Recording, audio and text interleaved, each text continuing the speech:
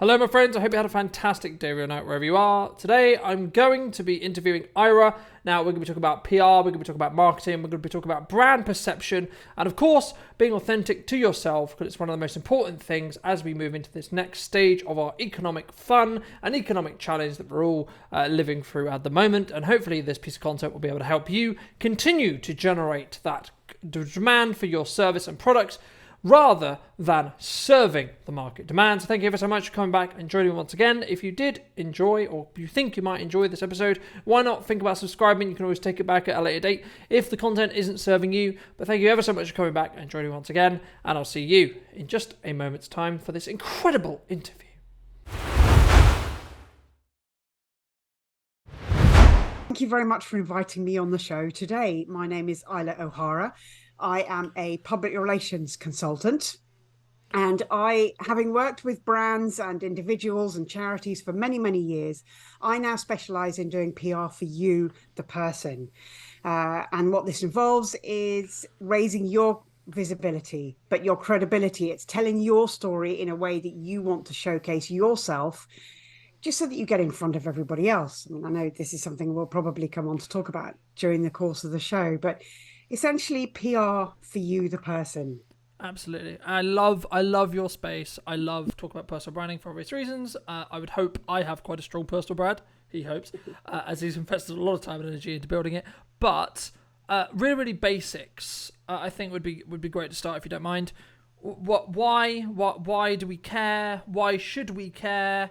And then why is it not, or why is it sometimes about my pet? Because I think they're the two main things when people look at personal brand that they think, should I write on LinkedIn about my cat?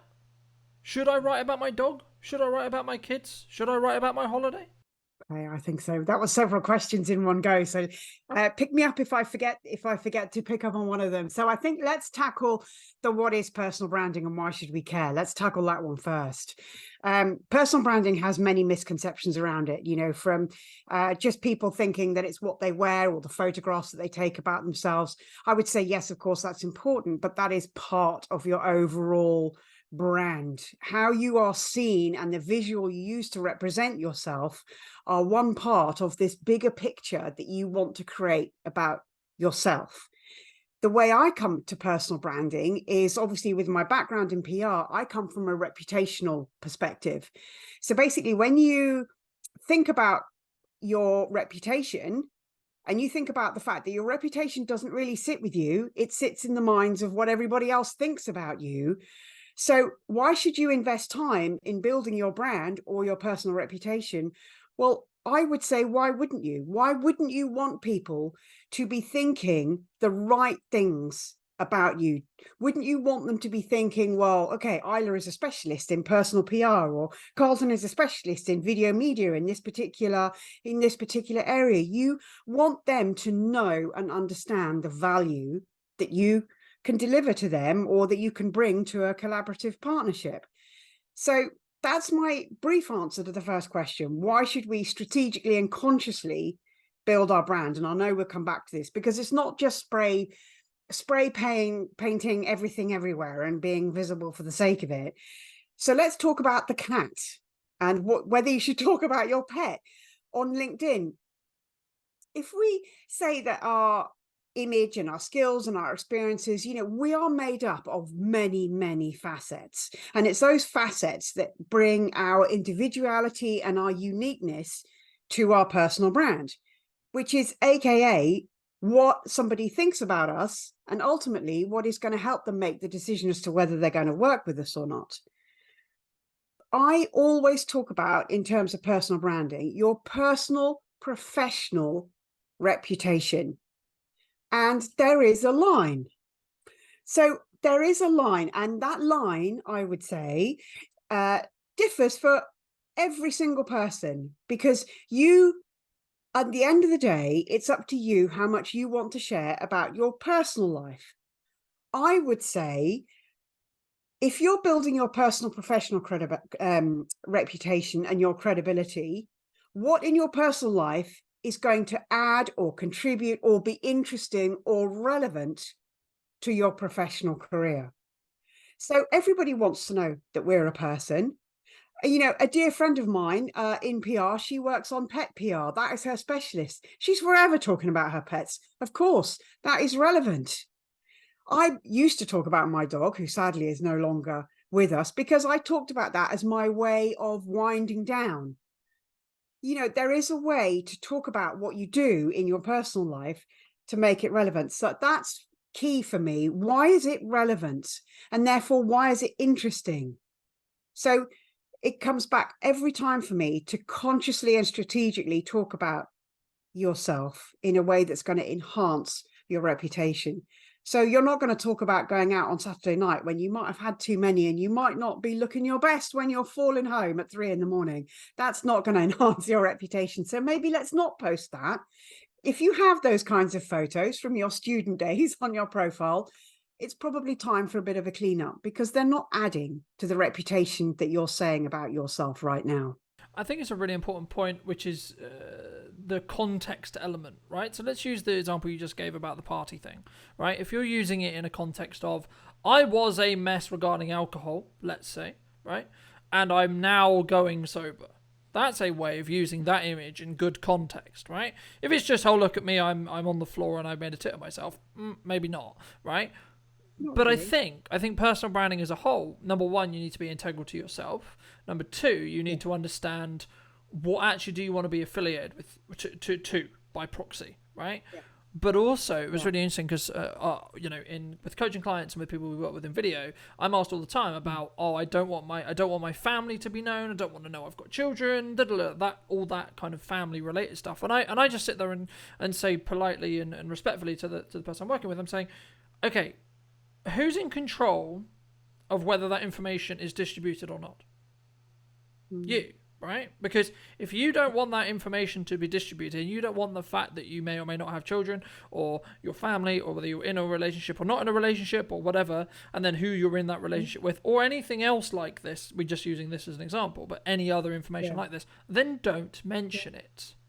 It's that simple. It doesn't have to be this big conspiracy related theory on, oh, someone's going to dig online, right? Now, I'm notoriously known for being very public about what I talk about and how I talk about it, but that's because I'm okay with those things I talk about. There's also a significant percentage of my life that I deliberately leave private and I don't mention for those exact reasons, right? Number one, they're going to change. Number two, or potentially going to change anyway, but number two, there are also things that I want to keep there, and they're kind of my safe havens, you could say, of where I'm not public, where I'm not being perceived or looked at in such a way.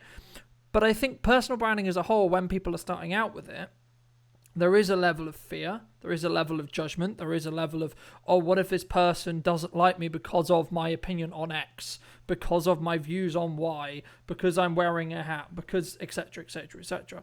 How would you suggest, if you were going to give advice, someone tackles that concept?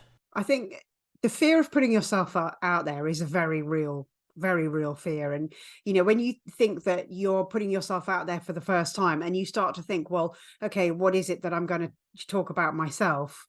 You know, there is this fear that, you know, tabloid journalists are going to be there and they're going to be tapping your phone and, you know, all of your secrets are going to be exposed to the world. Well, you know, for the, you know, 99% of us, you know, we're not A-list celebrities, and that's just not going to happen. My advice would be just to take a step back, you know, as you have, to think about what it is that you want to share, because it is a conscious decision. And you're absolutely right. Things are going to change. For years, I never talked about my children. My children don't particularly want me to talk about them. But if it's, you know, in some sort of, you know, particular event, you know, then I will. But again, it comes back to that relevance. It's what are your values? And you mentioned the word integrity, which is, you know, absolutely, you know, the top of the list. You know, it is a decision what you want to share about yourself. And it's also thinking about your audience. What is going to be interesting to them that is going to help them resonate with me in a way that they're going to pick up the phone and we can perhaps have a conversation about, you know, whether we want to work with each other or not. I think it's a really important point as well, though, to mention that sometimes that will what we would class as pre-qualify, right? So it's going to actually say, actually, no, I don't want to work with this person as well, right? It's not just one way in that respect as well. And I think sometimes people, especially as people, we're social creatures, so we want to be liked by everyone, right? We don't want this, oh, this person doesn't like me scenario. But the unfortunate reality is that's either going to come through just someone getting to know you through time and then realizing actually we're not a good fit, or pre-deciding that already so that it saves everyone time, right? So the question I always have for people is, would you like to save the time of potentially building a relationship with someone you either aren't going to be able to work with, or vice versa, by having this content, having this perception, having this personal brand out there? So it basically says to the universe, says to the internet, says to the people consuming your content, hey, these are the people I can talk to, these are the people I'm willing to work with, these are the people I want to work with. If you're not one of those people, that's cool, all the love in the world to you, but we're not necessarily the right fit. You know, if you want me to have that conversation, and maybe there's someone in my network that I can pass you on to that would be better suited to you, and this isn't necessarily related to, you know, gender ideology, whatever it may be, but there is just certain personalities that just don't work, right? But I think before we get too deep into how to build it, why should someone actually consider building a personal brand as a whole, right? Because we've talked about the idea, we've talked about the kind of fear around doing it. So maybe someone's like, okay, well, maybe actually it's possible for me to do this, but what's the benefit? Why should someone actually care about a personal reputation or a personal brand? Okay, I think there are several reasons, and you touched on one just there in what you were saying, in terms of making sure that we're attracting the right people. Yeah, because we can't work with everybody. There's just one, or there's just a group of us, a small team. Unless you're running a huge multinational business, we want to work with the people that are going to bring us joy. We want to have the partnerships and the collaborations, and we want to bring some fun and enjoyment into our work. And a lot of that does come from the people that we surround ourselves with, whether it be our partners or with our clients. So I think that, combined with the fact that I think we should celebrate what makes us unique. We are in danger of a world right now of being bombarded with so much content, so much noise all the time. How do we stand out? And I'm not, again, this is another misconception. You don't need to be radically different.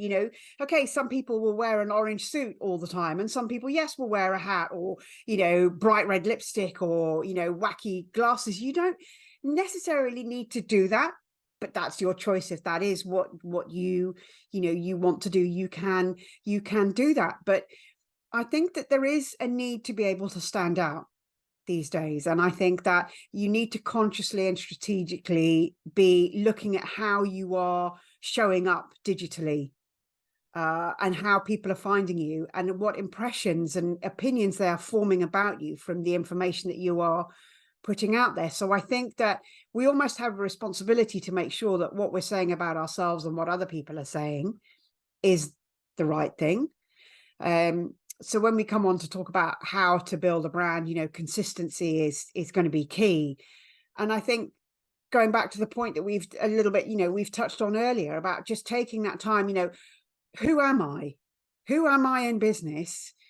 What type of person do I want to work with? What value am I going to give to them? It's so much more about what you do when you're talking about your personal brand. It's what difference are you going to make to that person and person surrounding them, in many cases. So I think helping you stand out, when you are clearly able to talk about what you do and the value that you bring, it gives you an unparalleled sense of confidence as well, because you can go into a networking meeting and you're going to say, hey, this is how I can help you. You're not going to be frightened of those conversations.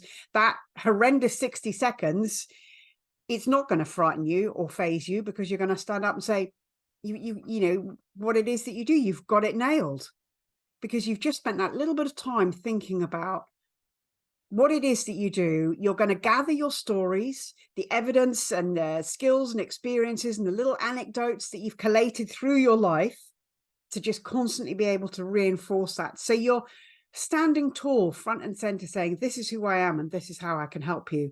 And the confidence that comes from that is not to be underestimated.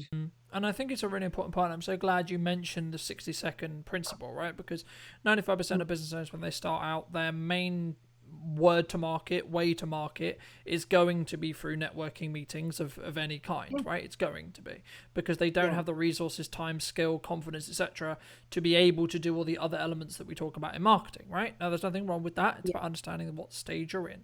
But the main hurdle I think most people run into, especially as entrepreneurs and people who are trying to put themselves out there, is how do I do this 60-second pitch? How do I do this? And my view, really quickly, has evolved over the years. For a long time, I was in that same boat of going, I'm going to nail this 60 seconds and that's going to be the pitch. I don't even do that anymore. I specifically try to actually minimize it as little time as humanly possible, because then I'm more likely to be remembered because I was the person who said the least, number one, but also the most confident person in the room will say the least, because I don't need to necessarily be like, oh, look at me, look at me, look at me. But also, how do I dress? How do I come across? And how does that make me memorable as well? Because I think sometimes we, a very quick story. I was going to a networking meeting about 6 months to a year ago. And this was just around 6 months before that. I had just started wearing this hat, right? Along with other hats as well. But it was when I started introducing the hat into the brand. Now, this was a complete accident, right? I did some shoots with the hat and then it ended up being part of the brand. And it was just hilarious because it was inside content. So I went to a networking meeting without a hat on. And half the room basically said, Cotton, where's the hat? What's going on? So I had to go and get the hat because that was just proving how it was attached to the brand.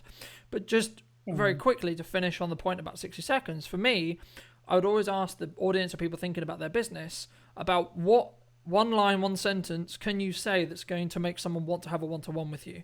Because the point of that 60 seconds isn't, hey, let's work together. It's, hey, does this sound interesting? Right? So yes, you should do, hey, I'm such and such from such and such, and we do such and such. Sure. But then what sentence after that bit can you say that's going to increase the likelihood that someone's going to want to have a continued one-on-one conversation with you? Because, and it could be something simple, like I'll give you an example. I normally quote my monthly numbers on Facebook because they're normally quite large. I think at the moment they're around 100K or so a month. Right? Most small business owners, if I say, would you like to reach 100,000 people or more per month? They're going to go, yeah, how do I do that? Right? But that's the point. They're in the position where they're now open in curiosity. I haven't actually given them that the solution or the understanding of how I've done that. I've just said, this is what's achievable. If you want to continue this conversation, let's have a one-to-one. So you're bringing them back down into that process of we need to build that relationship and nurture that relationship more, which is the point of networking and the point of the starting point of personal brand, I would say, which is saying, hey, this is what I can do and this is how I can do it and why it's helpful, right? But how does one build a personal brand then, right? Because I'm sure there's some people listening to this now who's like, okay, Colton, fantastic, love what you're talking about, sounds great, sounds wonderful. What the fuck do I do? Okay, right. So how do you build a personal brand? Where do you start? Okay, I tend to break this down into 4 sections.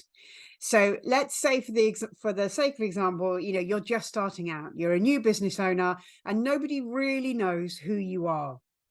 So the first goal is to raise awareness about who you are and what it is that you can do for people and the transformation, as we've talked about, the value that you're going to bring to them. So at this stage, you need to sort of have a bit of a sit down and think, right, okay, this is who I am in business. This is my values. These are my values. This is the journey that's brought me so far. So list your skills and experiences.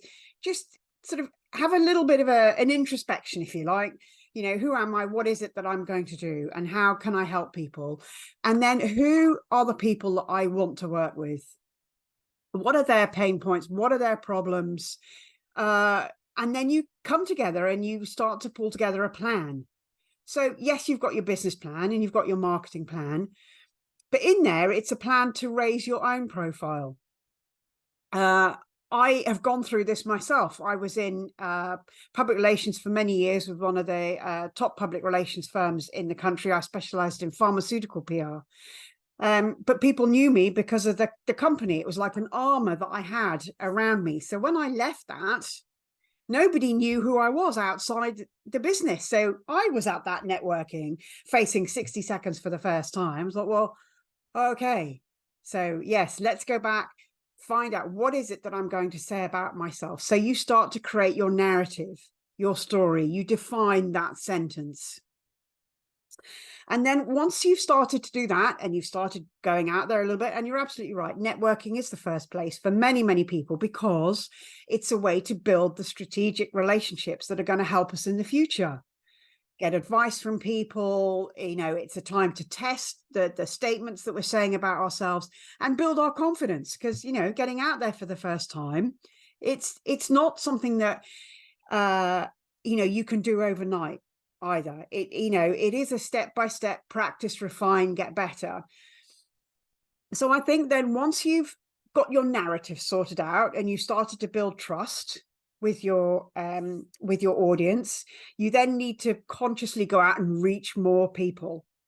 And at this stage, you can use what we in PR we call your owned media. So that is everything that you are essentially the publisher of. We can be our own publisher these days with the plethora of digital tools and digital technology.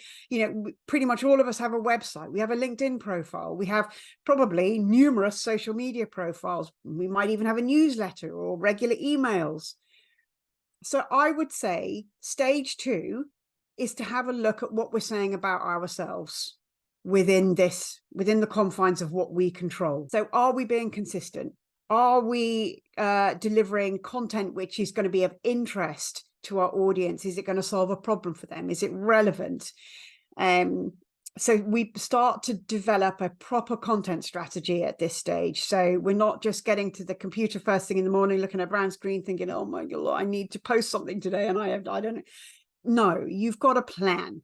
You know what it is that you're doing. You're tying your content in your business goals. So you're focusing on reach. Just briefly, the third stage. So now you've got your social media, you've got a blog going, you've got an email newsletter going. You're pretty confident with your own content. Now you're going to amplify the message. And this is where you need to start branching out. So this is beyond your network now. This is beyond the people that you've met at networking. You're pretty much trying to reach the outside world. And this is where the third party endorsement comes in, and we start to go into the realms of PR, which is earned media. So it's at this point, we're going to start reaching out to journalists. Maybe you want to write an article.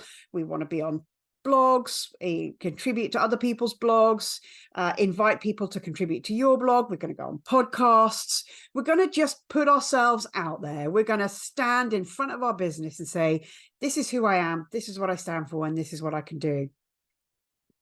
And then this third stage, the final stage, is where you start to really concentrate on the impact that you're having, because now you're reaching a substantial audience. You're amplifying your message. You've got other people endorsing you. You've got collaborations and partnerships. So what is it that you really want to be doing? What is this next stage? It could be might want to be a trustee for a local charity, for example. You might want to be a non-executive director. You might want to write a book. You might want to be an ambassador for a local business, or again, a local charity. So then the cycle starts again, because we constantly change. The stories that we sell ourselves and the narrative that, and all of our experiences shape the narrative. So then we go around the 4 stages again. I've got an image of a circular diagram, and you just go around, because so many people, like on a practical level, for example, many people will do their LinkedIn profile and then won't look at it again for months and months and months. And 6 months later, you're probably not the same person in business as you were when you first wrote that profile. Yeah, and I think that, there's a lot I'll break up there, and I'm sure I will, but just starting on where we ended, I think there's a lot of people who, for whatever reason, can't, won't, or don't update things regularly. Right now, websites are notoriously known for this, profiles are notoriously known for this, etc., etc., etc. But the question I would ask the audience to consider is that putting your best opinion, your best foot forward for someone brand new, especially if you're doing a strategy like cold outreach, especially if you're doing a strategy like building your network outside in that third stage where you're talking to journalists, you're building those collaborative decisions, you're going on podcasts, and it's very likely you're going to have people on that inbound traffic that are going to come to your LinkedIn profile, your website, your YouTube channel, etc., etc., etc., etc., right? Wherever that element, wherever those brand touch points are you putting your best foot forward? Sometimes some you're some absolutely people will say right. yes, others And will there's say no, right? but there's a fairly scary statistic. I forget actually where I saw it, and it may well have changed now, but isn't it something like 70% of someone's decision making is the research they've done online about you before they even get in contact with you? So yeah, all of these little elements, all of these little bits, your biography on Instagram, it needs to be in line with what you're talking about yourself on LinkedIn. It needs to be the same as your about page. All these things need to be consistent. I think it's about not just consistent messaging, but consistent like thought process on how you create your content, what content you're creating, etc. But also, I think sometimes people overlook because they look at content and they go, "Oh, it's easy," right? But the thing is, it's easy once you're seasoned at creating content, right? That's when it's easy. It's not easy if you're starting out. And sometimes even I'm privy to forgetting how difficult it can be to be on camera, because to me it's just or being on a show or being on a podcast or whatever, or being on a live stream. These are things that I'm normally used to doing, that as a media company owner, I'm like, yeah, of course, that'd be fine. Like, yeah, of course, etc. And it's the same with networking. We've done it for a while. I was a couple of weeks ago, I was just going to visit a new networking group, and I had these like nerves for like a little bit, and I was like, oh, hold on, I haven't been nervous about going to a networking group for a long time. This is fun, this is interesting, but it still didn't stop me from going, okay, I need to perform, and okay, I need to have these open conversations to help people start understand what I do and how I can potentially support them. But also, I think the stronger your personal brand, the stronger your reputation, the easier your job at selling the market, whatever you're trying to do, talking in a networking room, etc., because you'll have that reputational force behind you to say, yes, I am actually good at what I'm saying. And for those who maybe are considering content but haven't done it yet, are you saying to the internet, saying to the market, putting pressure on the market to say, yes, I am still in business, yes, I am still able to support you in whatever it is I sell, but also something which I've started to discuss a lot more in my content is this level of urgency. Something that I've noticed in general is for those who are really, really profitable, if that's the yardstick you want to use, or successful in business, it comes with a certain level of urgency. How am I making money today? How am I making money tomorrow? How am I making money next week? It's not how am I making money next month or next year. Of course we think about those, and of course we articulate in our messaging and it's consistent, etc., but there is a level of urgency to get things done and get things to actually happen, right? And I think sometimes that can be another way to actually say, no, I can't, I don't really want to work with you, or I don't feel like we're the good fit. Because for me personally, if you don't have that level of urgency, or you take a while to get back to messages, or you're unreliable, etc., etc., these things, they are elements that for me as a business owner is like, well, I can't rely on you then, so I'm going to go with a different option, even if that different option is either more expensive or the risk is perceivably higher, because I'm potentially testing, are they more reliable, right? And I think for starting out business owners or people looking to go in business, that's something that they sometimes underestimate how important it is, especially if you're a freelancer or someone who's working for someone, with someone, however you want to articulate it. I think the level of urgency that we have in being able to get things done is the difference between we can sit here until the cows come home, but the reality is that the economy is in a very interesting position right now, and I think that the people who are very good operators at running businesses will be the ones that are fine, and the ones that aren't, who are maybe a bit lackluster, a bit, I don't want to use the term lazy, but are not as instant, not as let's go, let's do things now, let's make things happen, let's get things done, I think will start to struggle in the next 3 to 6 months. I mean, do you, in your experience, have you actually made decisions related to the urgency in people making decisions and actually moving things forward? I think so. I think it's only natural. I think I do agree with you that there is an urgency in social media, and there's two things that I want to unpick with that. One is that can be quite overwhelming for a new business owner, so I'll maybe give some tips on that one. But I think What I have learned and what I work through when I work with clients on a personal branding program is that we get our marketing collateral, if you like, so our personal branding collateral, we get it all ready at the beginning. So we've got everything in place. So and then we'll sit and we'll go through the customer journey. So because your personal branding, it's tied into everything to do with your business. So the customer journey and these touch points that you mention, yeah, because everybody's making at every touch point, somebody's making a judgment about whether they want to work with you or not. So, that comes back to our very, very first question. Why should you strategically raise your brand? Because if you're building a business or at any point, I would regularly schedule check-in points. So for all my clients, when we first start working together, we have at least a 3-month date in their diary where it's LinkedIn profile review, about me page. So it's like a day or a morning where they go in and they check their online biography. So sometimes it's more frequent than that, depending on what's going on with a person's business. And then one of the things that we'll do is we will look at the customer journey. So every single touch point from when somebody because a touch point for me, it's like a reputational marker. So, it's how easy is it for somebody to book a discovery call with you? How quickly can you get your proposals back out to them? What do your proposals look like? How easy is it for somebody to understand what it is that you're trying to sell to them? How easy is it for them to understand how much they have to pay for it? And then how easy is it for them to sign? These small things are high irritant factors for potential new clients. So let's smooth all of these out. Let's make sure that all of your promotional materials are all on brand in terms of the imagery and the marketing colors and everything, all of that side of your brand.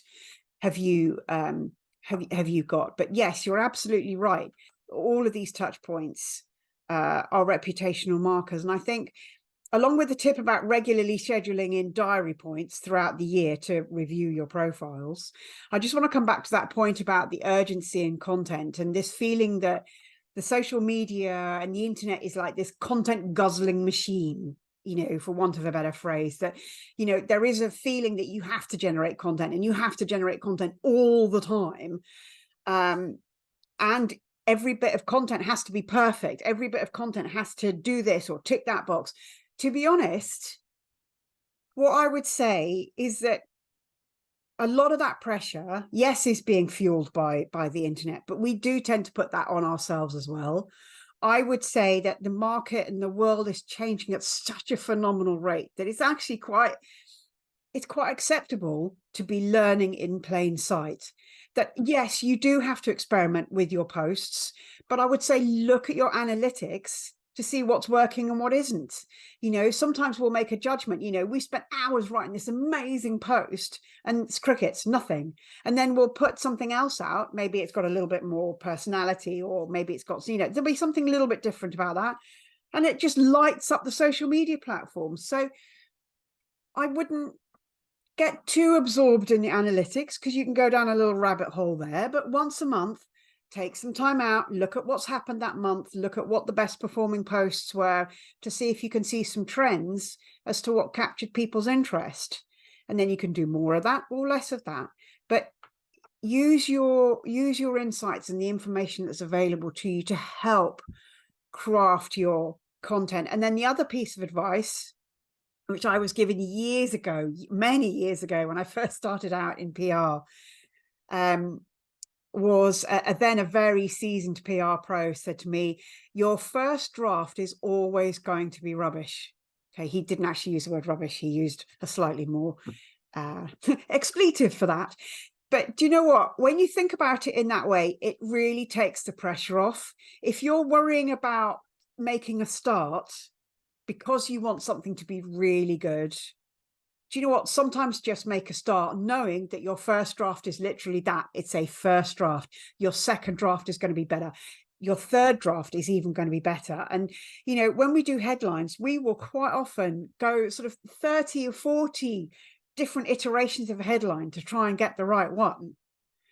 But the fact is that we're making a start. Every time you change it, it's a little bit better. I think there's also an element, though, which a lot of people, I talk about when I coach them, but in general, and we talk about this in video as well. Of course, you want it to be good. Of course, you want it to tell us a good story, etc., etc., etc.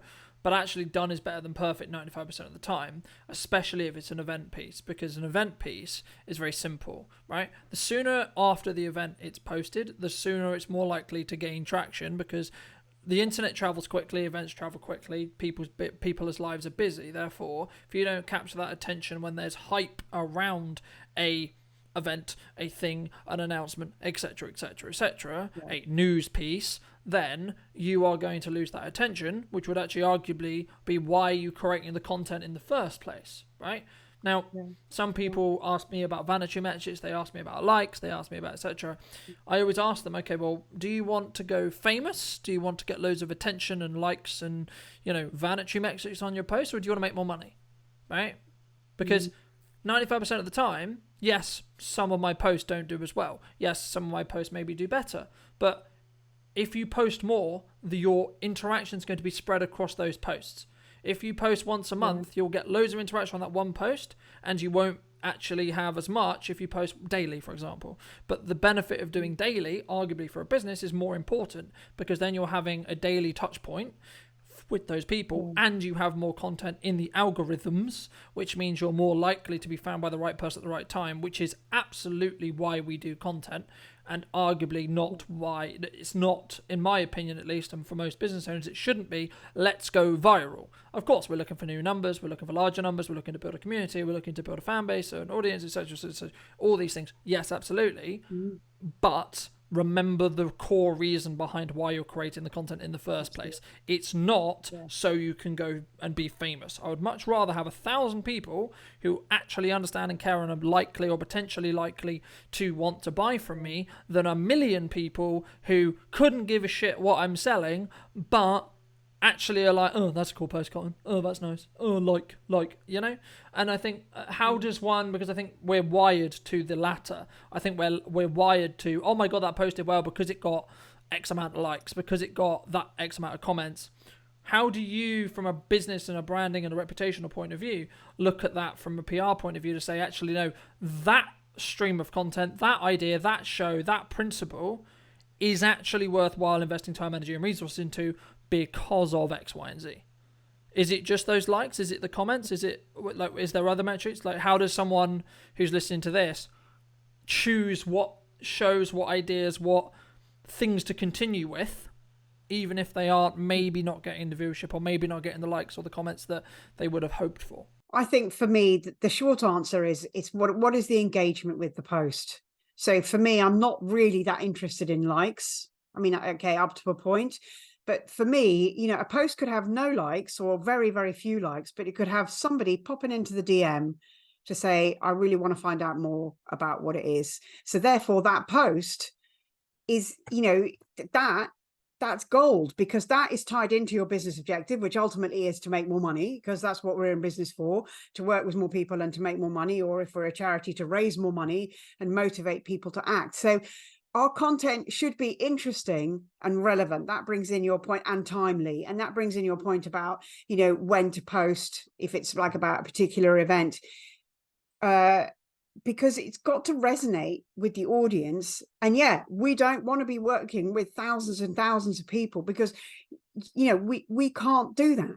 So a small engaged audience is much more valuable than millions and millions of followers who just ignore everything that you put out, because that's costing you money, and it's not doing anything for you or your brand. So I would always be looking to, who are the people that are following you, who's commenting, what is it that they're saying? And, social media is social media. It needs to be social. You need to be interacting on there as much as you're posting on there. So many business owners fall into the trap of scheduling content, and then that's it. That, they're off doing something else, which, to be fair, we're probably all a bit guilty of that. We're busy. But the people who are successful on social media are the people who go in and engage with meaningful comments. So not just like, great post or awesome, it's like, what can you add to the conversation to somebody's post? So just like in networking is a two-way a two-way street. You know, you give what you put in, and you know, you get what you, I can't remember the phrase now, but you know what I mean. The B&I term of give is gain. Yeah, absolutely. But you know, what you put in, you get back. The more you put in, the more you get back.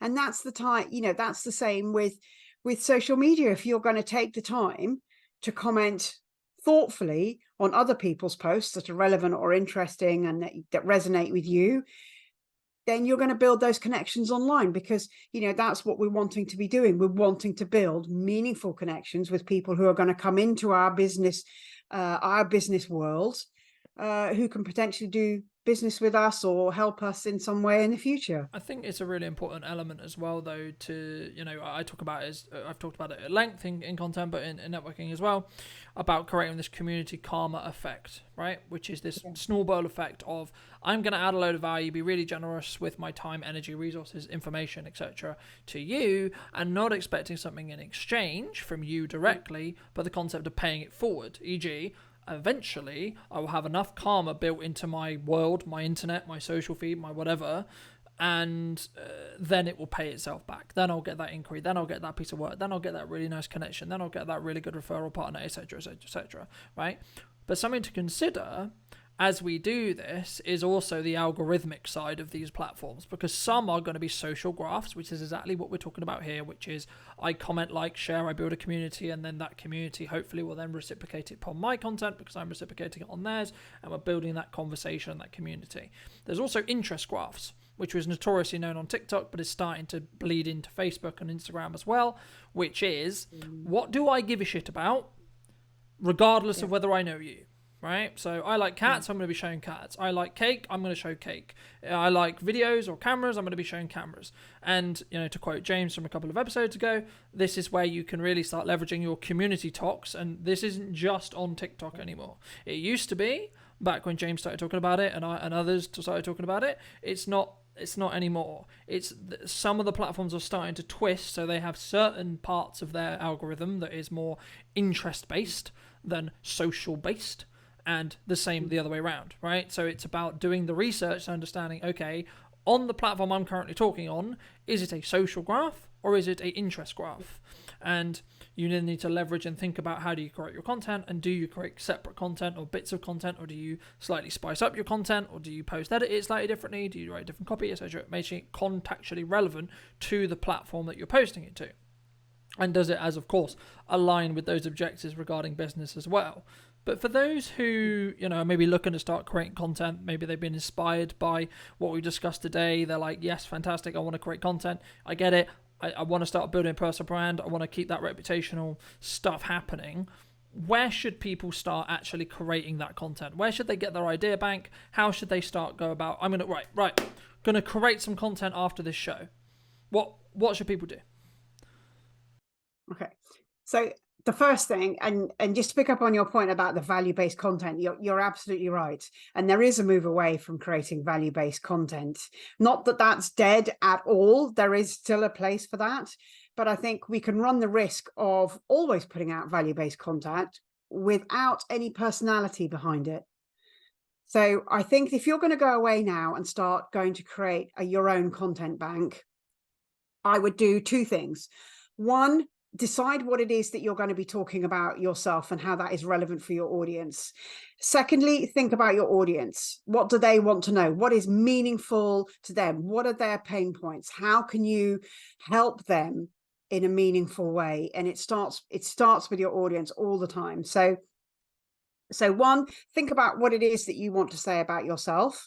Think about your audience, and then start to create some time and space for what I call the mother of all brainstorms. So block time out of your diary, put the phone in a different room, switch off your computer, or however you want to do this. I'm a pen and paper girl myself, and start writing, and just write down top line ideas. And then, almost like an epic spidergram or whatever, just let your creativity flow. It doesn't matter if you don't use some of the ideas, but what you're trying to give yourself is the time and space for one idea to lead to another. So you could start with a big topic. Like for me, it could be storytelling.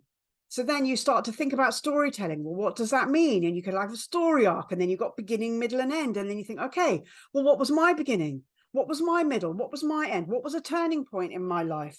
Was there something significant that prompted that turning point? And you just follow your train of thought and the creativity that will come from that. It might take you a couple of goes. I'm not saying it's going to be epic first time, but there's going to be gold in what you create.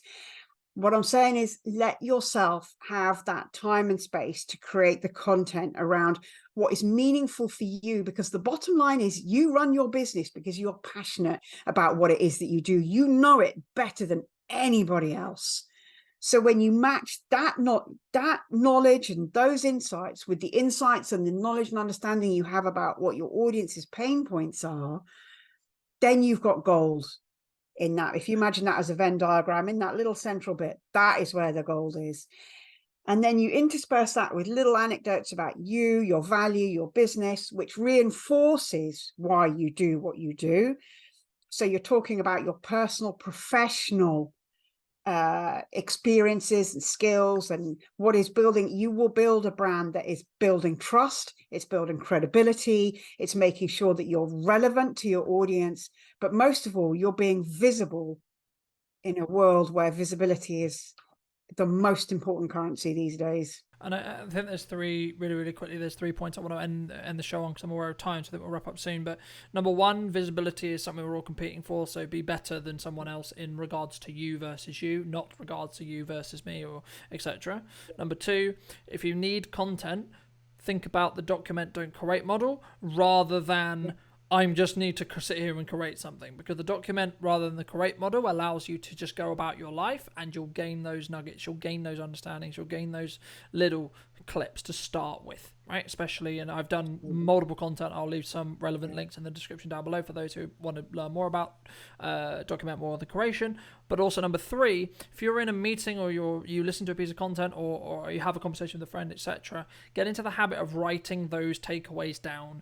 Get into a habit of writing what was the reason, what was the goal, what was the objective, what was the inspiration, what was the thing from this piece of content, from this conversation, from whatever it was you just did, and create a list, whether that's on your phone, whether it's in a notepad, whether it's on a post-it note, whether it's on a whiteboard in your office. It doesn't matter your method. Create a method that works for you and then consistently do that, because when you then have a period where it's like, oh, I've got no ideas, oh, I've got to create content but I don't know what to create, you can go to that board, you can go to that list, you can go to that principle and say, okay, cool, I haven't done this yet. What if I tackle this and this together? Oh, what if this idea comes together with this? And it will start triggering that process again. But for those who are really interested in maybe, talking to you more, building that relationship with you to see how maybe you can help them or they can help you, etc., where's best for people to reach out to continue this conversation outside of this piece of content? Oh, thank you for that. You can find me on LinkedIn under Islay O Hara.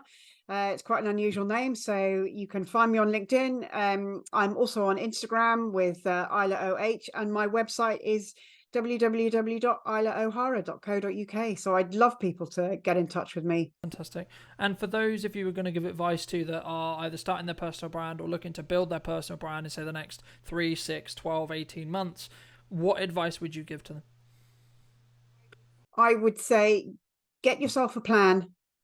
Don't get overwhelmed with a plan. So just do something each day that's going to get yourself out there, whether it's writing a LinkedIn post, it could be commenting on somebody else's post, but Thanks so much for coming back and joining me, ladies and gents. I hope you took value from this video. If you did, and you would like to see more videos like this, I'll be posting every single week. So why not be subscribed to the channel so you do not miss, and make sure to click that bell so you get notified when the next episode is live. Thank you ever so much for joining me once again. I'd love to hear what you think in the comment section down below. And if you need any help with your video marketing or marketing in general, why not reach out to me? I'll leave my information somewhere in the description down below. So thank you ever so much for coming back and joining me once again, and I'll see you very soon.